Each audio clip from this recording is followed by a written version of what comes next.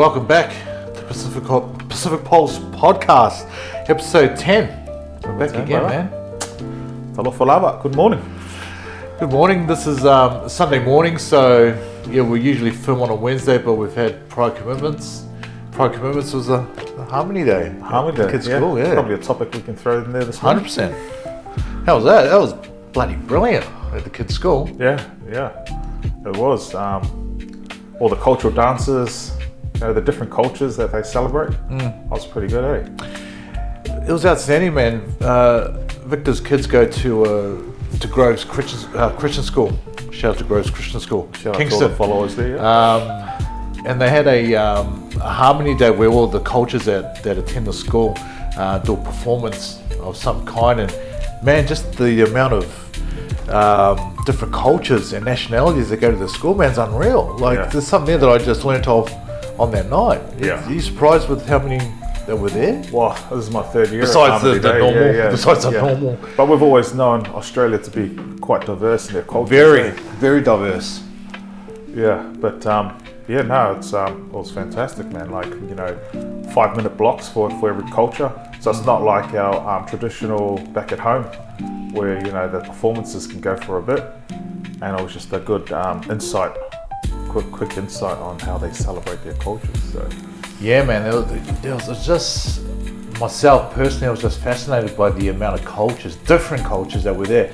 Obviously, you had the usual suspects, Australia, New Zealand, the Pacific Islands, but countries like Burma, Myanmar, Karen. Karen's a fair dinkum. It's not a country, but it's a nationality of people. And it's located, I believe, in between Thailand and Burma, or Myanmar, I think the name is now. And they're a nationality of people called Karens. So, but they're good people, not the American Karens. Not the American Karens, yeah. But it was fascinating, man. But I was super proud of young Talia. Yeah. Man. Talia performed in the Samoan and the Tongan groups. Bro, I think she's a better Tongan, man. Sorry. Yeah, man. How good, eh? She was gone. Yeah. Just movements, everything, both. Yeah. But bro, just sitting up there doing Daolunga in the Tongan, man, bro. Yeah. It was just like... you could have mistaken her for a straight Tongan, eh? Hard. Yeah. Actual, man. But no, that was a good night. But what else has been happening in your week? Besides that was the highlight. Standard business as usual, work, kids. Sports is start up, so we're back into coaching next week. Supercoach is back. Forget about Wayne Bennett, Craig Bellamy, all those guys, man. Here's a Supercoach right here. Mate, I'll tell you what, it's challenging with kids. Yep. How do you deal with that? But share with us your insight on getting the little 9-year-old Moy Beazles to listen. Yeah. Oh, it just comes naturally, at home. Of course. when you've controlled 7 kids your whole life. So for me, it's just sort of like I'm there. We're doing the training. I might as well get involved, right? So I get involved, and it's just everything's about tone. Just having that authority. When you tell kids, man, you know me, I don't negotiate with kids. Come here, do this, do that, and they're pretty good kids anyway. So it's a busy time of the year for me. Coming up to it, I'm like, fuck, here we go again. But once you go through it, you just like the Harmony Day, you reflect back on it. Okay, that was pretty good. Like last season's first season, I'm like, pretty good season for a first season for every kid in that team that never played soccer before. It's funny that I've been listening to an audio book by Gilbert Anuka, who was the mental skills coach and high performance coach for the All Blacks back in the day. Yeah. And he speaks about processes that are overwhelming for a person. He says to break it down into manageable pieces. Small pieces and attack it that way. So like with anything, when we see big Harmony Day having to attend that sort of stuff, we're going, oh bro, or coaching, oh. Yeah. But like you said, if you just sort of break it down to that night's training, you know, and then, talking to the kids and that sort of stuff, it sort of, works itself out. Yeah, 100%. Just like you were saying then, Speaking of systems, exactly what I did. So, you break it down, you get there, you do your 5-minute warm-ups. and then you do fun games, and then you move on to the to all the skills, and then at the end, quick game for the kids. And I just duplicated that system the whole way through. And it's funny that, because you're a man of systems, it's funny because when we sort of look at something, we go, I'll do this again. But when you sort of get it there, you sort of like that, you break it down, and then next minute done. You know, it's like, oh shit, that wasn't so bad after all. 100%. Because, you know, leading up, you go, oh, bro, another hour. Yeah. Oh, you know, I could be doing something else, which we probably wouldn't anyway. We're probably just sitting there doing these ones. Yeah, 100%. But then you get there and you go, right, we're going to do this warm up, do this, that, and then next thing you know, done. Done. It's finished. You've achieved. Yeah, because it's just like every day, you know, you go to work and you do things and you think the last thing I want to do is finish work, a long day, and then come home and coach some kids and then finish the day, right? I just want to go and relax.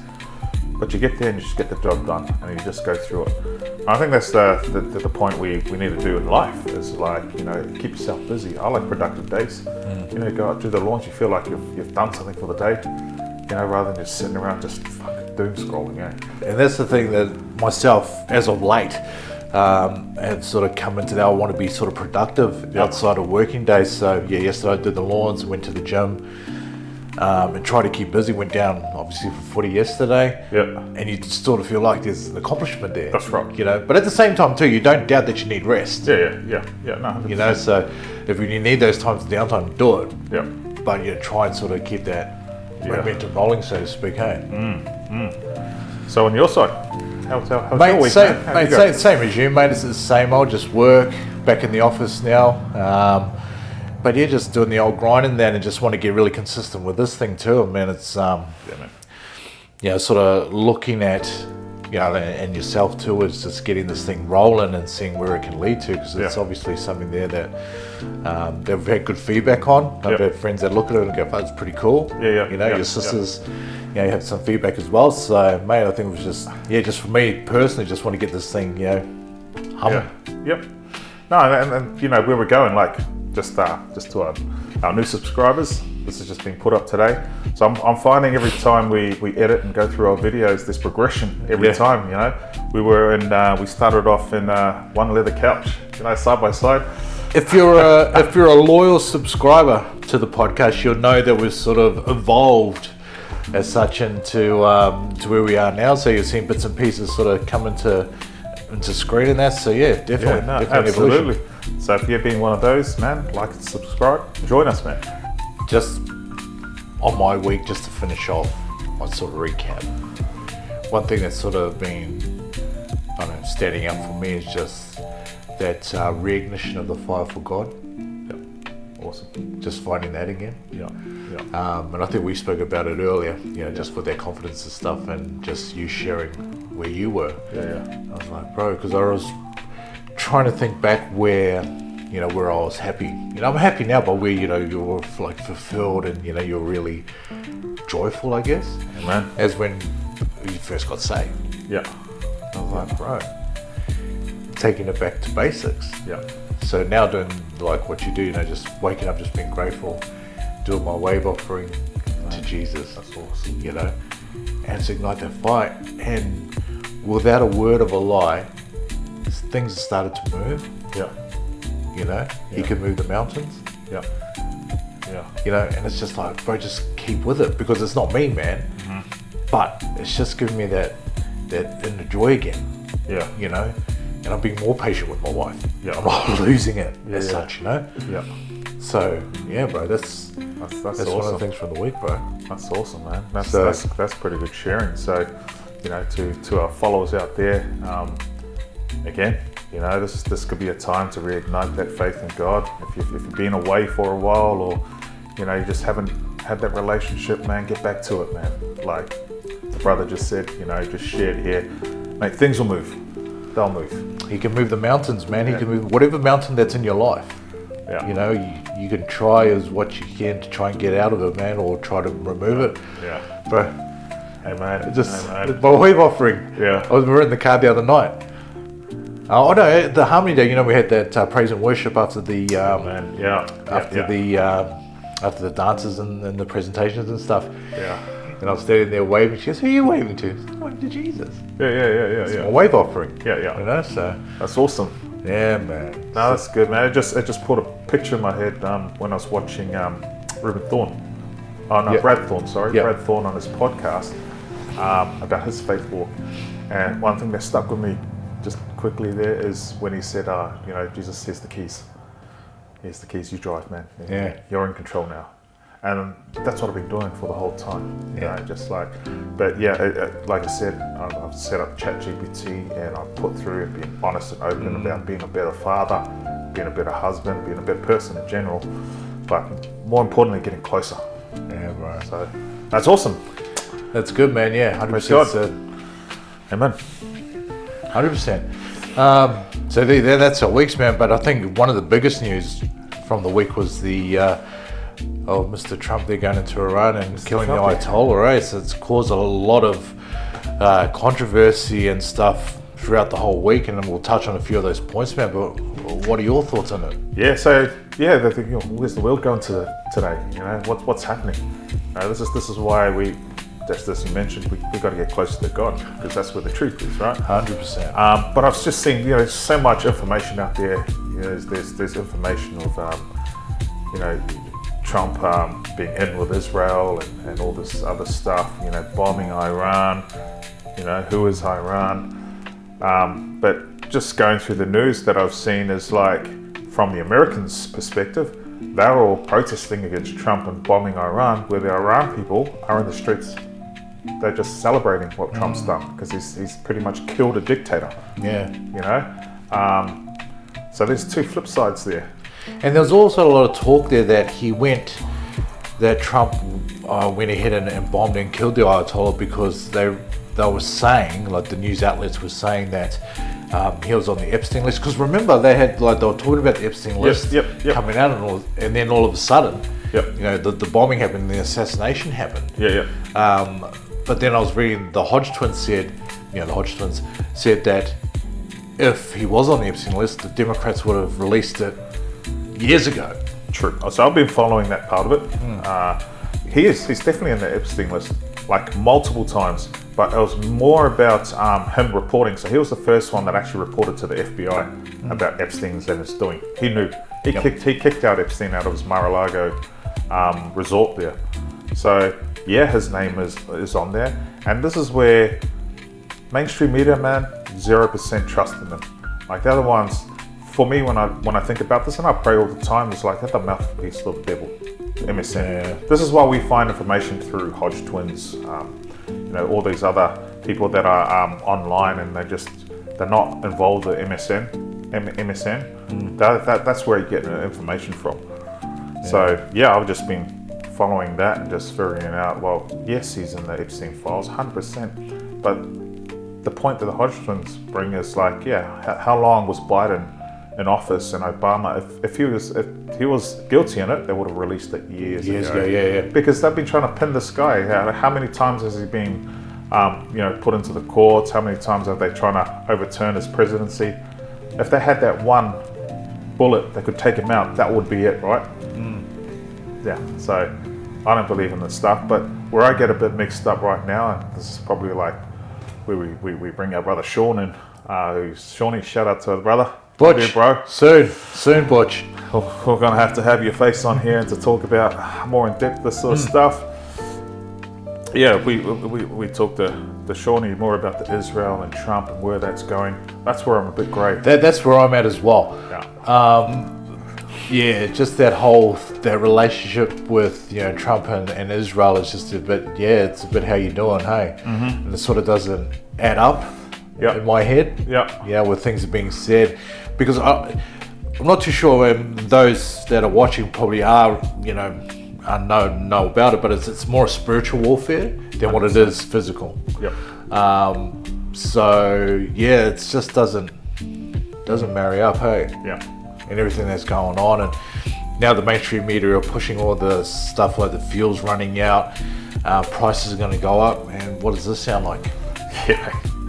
It's a repeat of our COVID times, right?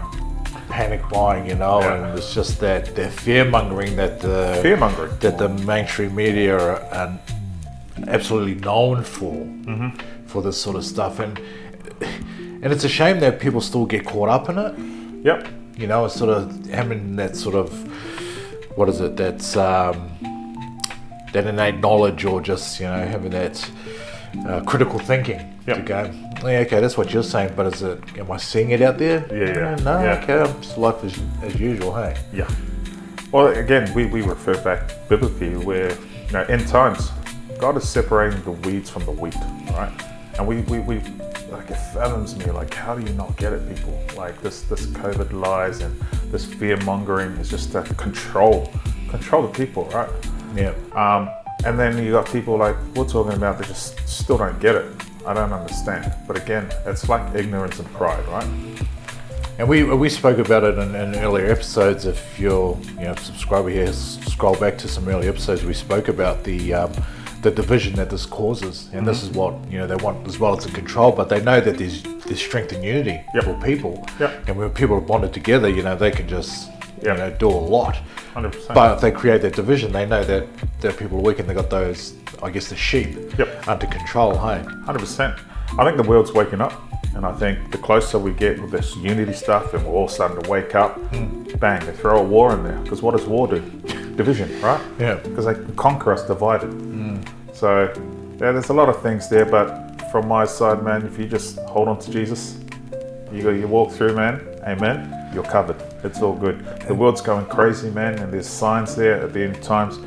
Put your nose in the Bible, start reading what God's word is. Yeah, and you know, a lot of people go, oh, yeah, all you Christians, blah, blah, blah. Yeah, well, yes, we are a bit, you know, but it's true. You know, it is true, man. And one thing you sort of got to look at, if you're not that sort of way inclined, or you sort of had a bad experience with church, whatever it may be, you sort of just got to have a look at the world now and the way it is. Like, they forget how many Christians get persecuted. You know, we're forever going, oh, all these Muslims get taken out and stuff. But where are the Christians? They're getting correct dusted. Most persecuted religion in this world. Exactly. You know, I was talking to my wife the other morning where we were talking about, you know, when we were younger in public schools, we used to sing hymns. Yes. Right? We used to have Bible studies. We had to stop and have Bible studies. That's been filtered out. They've kicked my God out of schools, out of the court. You used to have to swear on the Bible. Now you don't have to do that. You can just pledge some shit, you know, and it's just sort of like you're removing God from everywhere. And it's just over the years, it's like, man, we've got to be careful. This is the science. And this is Jesus. This is God. God the Father, God the Son, God the Holy Spirit, not Allah. This is Jesus, the real deal. But see, the thing too is, brother, that if we were in like a predominantly Muslim country and we spoke out against Muhammad and that, bro, persecuted, dead, Gonskis, dead, 100%. But these, like us in Australia here, it's found on Christian principles, you know, and Christian values. So they got freedom, like what God gave us, you know, right from the get-go is freedom. You know, so, you know, it's where all these people are coming in, but, you know, they don't assimilate to our way, but we leave them. But if we don't assimilate to their countries, their ways, 100%. You know, so that's an idea of who Jesus is. You know, love, because if you bring them in, you know, you can do what you want. You know, but on the flip side, there, the false God is, you know, you go to their place, you don't get on, it's like you're out of here. 100%, man. They don't muck around, right? Yeah, and you know. Sometimes this is where it gets my frustration gets, because Christians are looked at as just, you know, you just walk over them, you know, we love, turn the other cheek and things like that. But if you read through the Bible in the beginning, mate, we slaughtered everyone. Hey, you go kill this tribe, kill them all, you know? And I think Christians, we sort of miss that, you know, we sort of miss that, man, the authority from Jesus living within us. But there's a righteous anger, the Old Testament stuff there, but when Jesus came, you know, he really sort of changed that and gave us that righteous, because, you know, when he went through the temple and flipped all the tables, those guys there, you know, making his place of worship like a flipping den of thieves. You know, he just went in there, not on this house. Yeah, it was that righteous anger. You know, that's what we've got to, you know. And it's a perfect example. Be solid in. Perfect example, because it's our house, right? So they come into our country, they change things. What if they came into your house? It's the same sort of perspective there. They come into your house, oh, I don't like that beer. You should drink some other beer. Like, would you take it? Would you let that happen? Yet every day in our country, more and more sort of people that come in to visit our home, which is here, and changing the laws to suit what they want. We wouldn't accept it in our personal homes. Why are we accepting it in the country? So a lot there, brother. There's a lot there, and a lot there. It's sort of backpedaling to what we were talking about originally with Trump going into Iran, and he said the war would be 4 weeks, did he? Or how long did he give it? I didn't see that bit, man. Yeah, like he gave a time frame on it. Yep. I think it might have been a month or something like that. Yep. Do you envision so far what you're seeing going to be a month, or do you think it's going to be a little bit longer? Oh no, I've seen Trump in wars in a very short time frame. Like he just seems to be getting in there and lock it down, and it's game over. Well, this, like you said, it's spiritual warfare that's going on right now. It's all in spirit. So, a lot of prayers and stuff, and then there's the conflict of information where it's sort of like protesters against Trump saying they're damaging the country, they're taking everyone to war, and then you get the flip side from the people in their own country saying he's done them justice. Yeah, celebrating and stuff. Yeah, very, very interesting times. Very interesting times, and a more interesting time for us both is the NRL. Started up and go round 1. So, man, shout out to my cousin Critter and the dogs.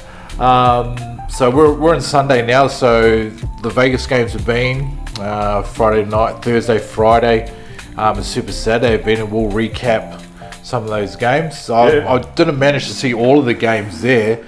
I've got some glimpses of the games, and watched a few highlights and stuff. Obviously, we got busy schedules, and but it's good to see it underway. It's starting to take shape. There's footy until November, so you've got the NRL and obviously Origin and all the games and tests that happen during the year. I don't know if there are going to be any tests because we've got the World Cup. Yep. In October. World Cup. Yeah. Great. So that's here in New Zealand. It's all happening, but we'll just have a quick recap on the Vegas games. Yep. Newcastle and got the dub over the Cowboys. Yeah. How sharp did they look, man? Mate, we were talking about that at work, just with having Dylan Brown there and Fletcher Sharp as well, man. Yeah, but he got injured. He got injured during the game.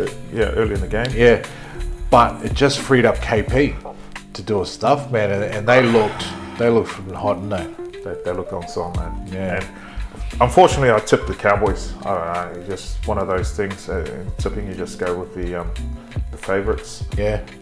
But yeah, man, they just look really sharp. They've always had a very mobile pack too, right? A lot of minutes that they can put on those guys in the middle. Yeah.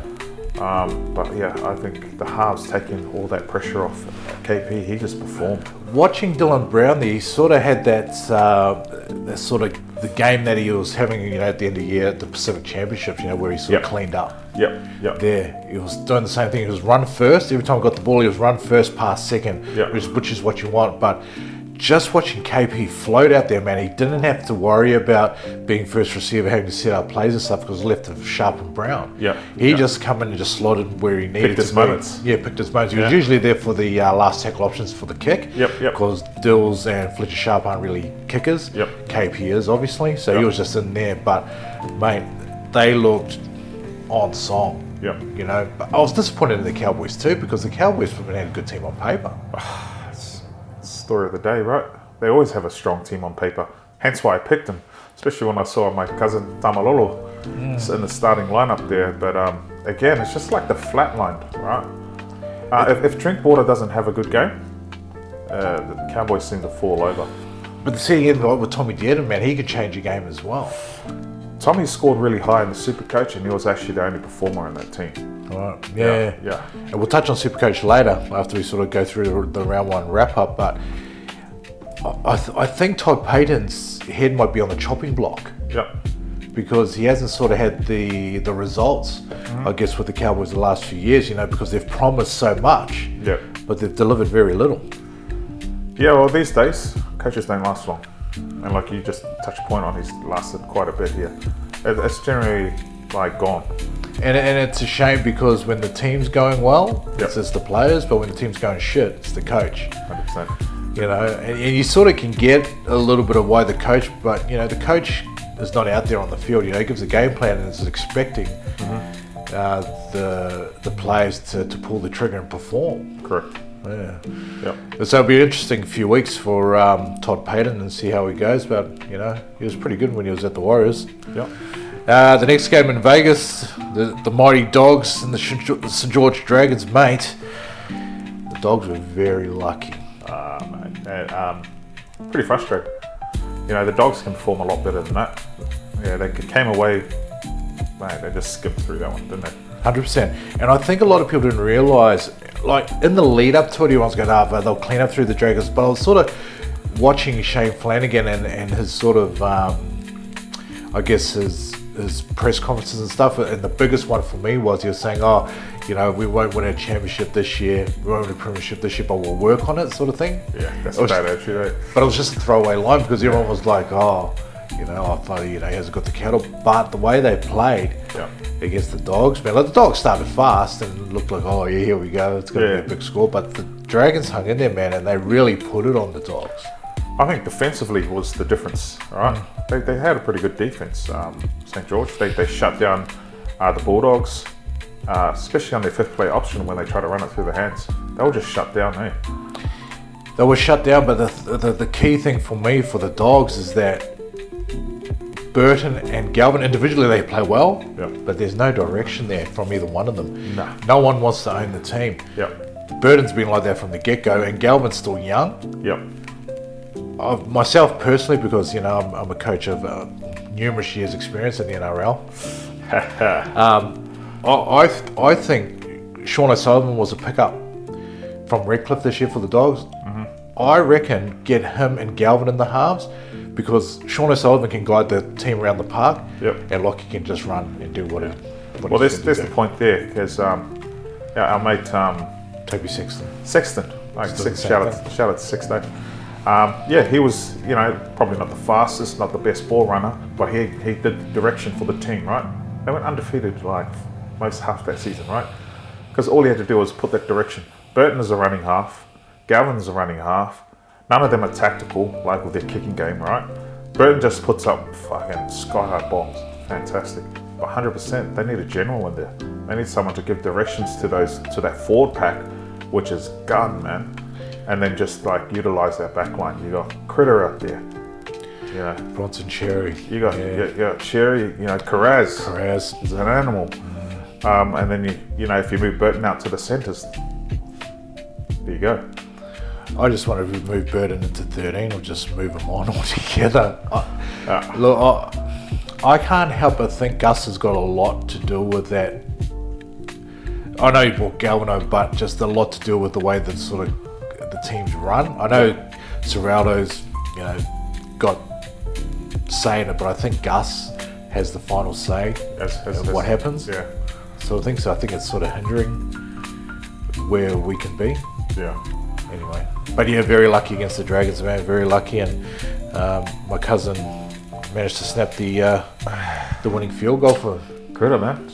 A repeat of the Samoan win in the World Cup, eh? Mate, his parents are from, his great-great-great-grandfather on his uncle's side, father and mother, is from La Baja. Yeah. Thursday, man, Storm and the Eels. Yeah. Well, Storm, eh? Storm that spine, man. Just murdered them. You know, they had Harry Grant linking in with Cameron Munster, and then my cousin Paloma at the back. Bro, he's gonna. Oh, bro, just one fobby looking dude, but man, he's just electric, eh? He's electric. He's there. He's hyped. You know, he's just that player. He's that guy. The Storm are a team, man, that just, you know, everyone in their team looks good, no matter what their position is. And then, but when they go into another system, they're yellow. Yeah, 100%. And then you know what it says? It's the discipline on the formations and what they got to do. Yeah, they do their jobs and they do their jobs well, and that's all they focus on. So when you go into the Melbourne system, 100%, you know they're going to be hard to beat every time because they just have that discipline. When you see them behind on the scoreboard, they got that discipline to come back. when they're in front, they get the discipline to hold the line. And man, they just showed that they're hot contenders this year, right? And saying that too, sometimes Melbourne, they find it hard to chase points when they're behind. Because like you're saying, their structure works so well that, you know, if they're behind, they don't know sort of how to think outside of it, like what to do, because they sort of stick to it. And if it's not working, they sort of can't think, oh, what can I do to sort of... And there's only one person or two people that can sort of create stuff in there. It's usually Munster, but then he starts forcing his hand. So when they get that, it just doesn't work out for them. Yeah.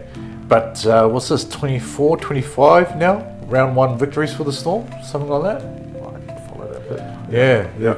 If they've won every round 1 game for 25. 25 years. Yeah. That's a huge achievement, eh? That's massive, man. That's Bellamy, right? Mate, he's nuts, man. But Parramatta were pretty disappointing, and you know, I think I was gonna tip Parra just purely on their preseason form, but my mate Joey Woons, he said to me that there was unlimited interchange in the trials, so I was just like, they can just roll in, roll out sort of thing. Right. And they were so successful in the trial period. I thought it was just like that false sense of security. Thinking that they can perform when it comes to round 1. There we go. That's a good tip, isn't it? But because exactly that. I was a bit nervous picking the Storm because I just thought, man, this Parra team, watching them play, we were talking about it last week or the week before. They look pretty sharp, but and also I thought too, the streak's got to come to an end someday. You know, I thought, well, with Parra's sort of form. But then Joey said to me, "No, we'll go to the Storm because of that." And I was like, "Yeah, sweet, okay, then cool. Go with your tip," and we went to Storm. But he also said to me we should tip the Roosters on Friday night. But the Wires did a number of them. A huge number. You know, for me, I was adamant. Like, I don't know, it must be history or something like that. But these guys, on the big games, at home, they always flunk, right? So that's the only thing that I sort of built my decision on. So I went to Roosters. Yeah, and I was sort of looking at too, Metcalf being out injured, and also he was, you know, an integral part of their run last year up to his injury. But I thought they'd struggle without him there. But obviously Tanner Boyd and well, that's you 100%. When I looked at the halves, I'm like, that's pretty weak half pairing for the Warriors. For a long time, they, you know, like Tanner Boyd's just turned up. Who's the other guy? Chanel Harris-Tavita. Yeah, Tavita Harris. He's always been like a runner, not very tactical play. And you know, ball player as well. He's not very much of a ball player. He's just a running half, right? And so I just made my decision on that. But when you look at Supercoach scoring, Tanner Boyd killed it, man. He got a huge score. And you wouldn't think that too, because you know, watching him in game, he just pass, kick. And that's you're like, where did he get his points from? But this is why I like playing Supercoach, because you watch them every week. But we'll get back to that. But the Roosters, mate, for me were disappointing. A lot of hype with DCE coming over from Manly. And I think though, and I was reading a report in one of the columnists here saying he was supposed to be the messiah for the Roosters, but didn't deliver, man. So yeah, that was a very disappointing effort from him. Like, because the Roosters have got a forward pack that can dominate, but it just didn't seem to happen for them. Yeah, another hot point there on why I took the Roosters. You know, it's sort of like that Dylan Brown situation. The Roosters haven't had a strong halves for the last couple of seasons, and I thought, Cherry Evans in there. Got Sam Walker, who's probably been the most dominant half over the last 2-3 seasons. I thought, okay, that'll take a bit of pressure off, but no, absolutely not. The Warriors just ate them up. Yeah, the Warriors did eat them up, and one thing that I noticed for me was just the errors, the errors throughout the whole game. From both teams, but more so for the Roosters, they couldn't defend the errors, and the Warriors just went through and ran riot. So yeah, good win for the Wars. I don't know if you want to talk about this, but the second Friday night game, the Broncos and the Panthers. I didn't watch it. No, I picked up some highlights. Pretty disappointing. Nah, they're just nothing. They had nothing. No comment from Brisbane's number one supporter. You got me, guys. You know. But then again, man, you never count out the Panthers, and obviously last season is probably what's imprinted in my head is that they had a really slow start, but they came back and they got to the finals, right? They finished off the season pretty strong. Ended up in the prelim final and the Broncos knocked them out. Yep, and then it looks like they carried that form over. So, well done to the Panthers. Yeah, man, Georgie pie. Yo. What was your favourite? You said mince and cheese. Was that your go-to? That's really, man, that's all I went for. Remember you had the dessert ones, your apple pie and Yeah. They were alright, but because, it was filling and stuff, and I was like, dinner, you'd go for those pies. I just remember the cheese, man, the cheese in it. So good, man. Yeah, and the dollar pies, man. It was $1 for the normal pie, and then they had $2 for the $2 for the bigger pie. Yeah, the bigger pies. But you just go in there, get like, and that's probably why they flunked in there. Who would buy a $4 pie when you can get 4 $1 pies? Yeah. Yeah, no, actual. But yeah, shout out to Georgie Pie, man. Man, that was a long time ago. I've watched on YouTube. I saw a video about trying to bring that back, but it didn't go anywhere. It's. I wonder if the Georgie Pies were linked in with the Village 8, because obviously you're from South Auckland, and West Auckland and New Lynn had the same thing. It was Village 8. Yeah. And the Georgie Pie was across the road or was nearby, so I'm wondering if it was sort of all linked in sort of thing, Oh yeah. Yeah. Not too sure. Yeah, funny. But yeah, that's my blast from the past, man. Nah, that's a good blast from the past, and yeah, it's quite appropriate that we talk about food now because I'm getting a bit hungry, but man. Yeah, that was pretty good. So, if our Kiwi followers out there, if you had Georgie Pie and remember that, man, comment below. What was your favourite pie? And where did you go to? Which restaurant? What area? Yeah, what area? South side. Yeah, and did you pass your girlfriend in the movies too, like this Romeo fellow over here? Yeah, shout out to my wife. Man, we're done. Yeah, good session, man. Oh man, keep going, eh? Oh, that's good, brother. All the time, brother. Yo. All right, thanks for being here with us, listening to us, and spending this Sunday morning, man. Bless you all out there. Till next time. Let's go. Lofaku.